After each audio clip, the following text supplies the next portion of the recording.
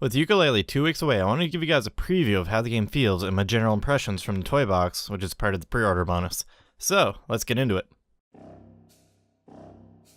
Yooka Laylee has expected movement mechanics for any 3D platformer. You can jump, you can double jump, fly. From the air, you can ground pound to activate switches and stuff. For some extra height, you can spring jump from a crouch position. Attacking is also how you'll deal with enemies and open up chests. In general, all these controls feel quite tight. Moving the character around feels quite natural, especially the mid-air actions. My only complaint is about the ground movement, which is perhaps a tad slippery. Swimming, on the other hand, is a whole other bag of interesting. Frankly, I've never felt as though swimming has been well done in a 3D platformer. There's always been some kind of annoyance with how the character moves or how the controls are set up. Yooka Laylee kind of has both issues. First of all, with how it controls, I think the logic here is that the left control stick makes you always kind of swim around at the same depth. Pressing the X button will dive you down approximately one character height, A button will raise you up one character height. While this in theory sounds fairly logical, it doesn't mesh with the controller too well. Tapping X or A like super quickly will have your character swim upwards or downwards for a relatively long period of time until they complete that full height transition. The only way to cancel out of that is to hit the opposite A or X button to swim up or down the other way. This has led me to doing most of my swimming by constantly tapping X and A and going down and up over and over. Changing directions in the water is expectedly sluggish as well, but it feels very difficult to stop, turn, and move to a different direction. Something which is normally really easy for actual people to do in the water, so that's a bit weird in the game. I never had huge expectations for great swim controls, as like I said, I've never experienced good swimming controls on a 3D platformer. But if I look back at the era of 3D platformers like N64 and stuff, I thought swimming mechanics and stuff would be an obvious thing that we could do better with present day knowledge, but I suppose not. The sandbox is just a preview, and controls could be different in the final release, so I'm really hoping that swimming will be improved by then. One last mechanic that I'd like to touch on is the ability to roll around on Laylee. This allows you to get up some moderate slopes and is a fast way to move around, so I expect to be using a lot of this ability. It's a lot like Kazooie's Talon Trot, except it has a significantly better sound effect, so yeah, it would be a lot less annoying. Yooka Laylee is of course a spiritual successor to Banjo-Kazooie, so I have to talk about the collectibles in the game. It seems as though they went with fairly direct parallels from what was in Banjo-Kazooie. Yooka Laylee has feathers as the abundant collectible with 100 per level. It's really similar to Banjo's musical notes.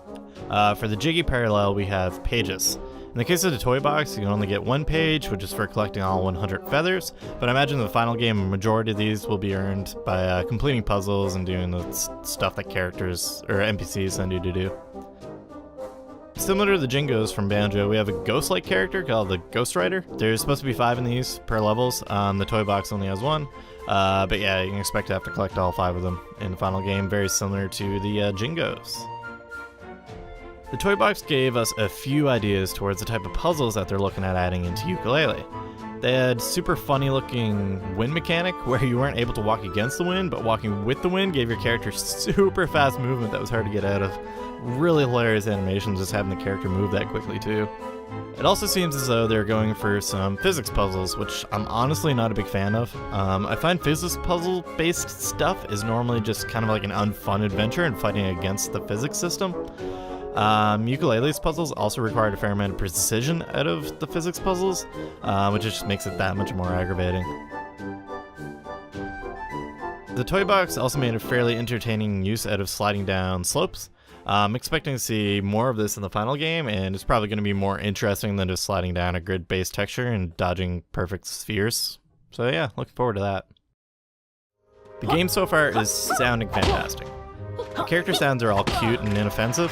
The only sound I disliked was Yuka's walking on the ice squeaking sound. That was pretty annoying. Pickup sounds are all really rewarding. The classic character talking sounds are back, so yeah, I'm really happy about the sound effects. A lot fewer annoying sounds than there were in, Banjo-Kazooie and stuff. Grant Kirkhope is of course working on Yooka Laylee, which is super awesome. He was a composer from the original Banjo-Kazooie games, and it seems like he's keeping the music very reminiscent of that.